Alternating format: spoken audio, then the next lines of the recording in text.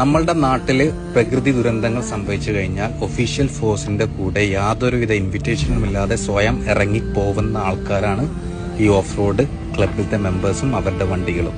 അതായത് 2 ആഴ്ച മുമ്പ് വരെ ഓപ്പറേഷൻ താർ എന്നുള്ള പേരിൽ നിങ്ങൾ തിരഞ്ഞു പിടിച്ച് ഫൈൻ അടിച്ച് മുടിപ്പിച്ച ഒരു സമൂഹമാണ് ഞങ്ങൾ.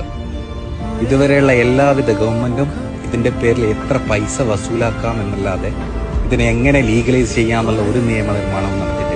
ഒരു അല്പൻ യൂട്യൂബർ അവൻ ചെയ്ത വിവരക്കേടിനെ ഒരു സമൂഹത്തിനെ മൊത്തമാണ് നിങ്ങൾ പ്രതിസ്ഥാനത്ത് നിർത്തിയിട്ട് ഫൈൻ അടച്ച് ഊറ്റി കുടിച്ചതെന്ന് തന്നെ പറയാം. അത്രയും നശിപ്പിക്കാനാണ് നിങ്ങൾ നോക്കുന്നത്.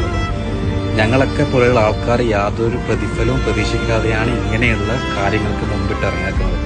ഇനിയെങ്കിലും അധികാരികൾ ഇത് ഫൈൻ അടിച്ച് ഞങ്ങളെ ഉപദ്രവിക്കാതെ ഇത് ലീഗലൈസ് ചെയ്യാനുള്ള നിയമനിർമ്മാണങ്ങൾ അതാണ് പുറത്തുള്ള രാജ്യങ്ങളിൽ ചെയ്യുന്നുള്ളത്. അവർക്കൊക്കെ അറിയാം ഇത് ആവശ്യമുണ്ട്. നിങ്ങൾക്ക് മാത്രമാണ് ഇത് പൈസ ഉണ്ടാക്കാനുള്ള ഒരു വഴി. ദയവ് ചെയ്ത് ഇനിയെങ്കിലും ഇതൊന്ന് ലീഗലൈസ് ചെയ്തിട്ട് അതിന്റെ നിയമനിർമ്മാണങ്ങൾ ഉണ്ടാക്കണമെന്ന് വിനീതമായിട്ടാണ് എനിക്ക് അപേക്ഷിക്കാനുള്ളത്.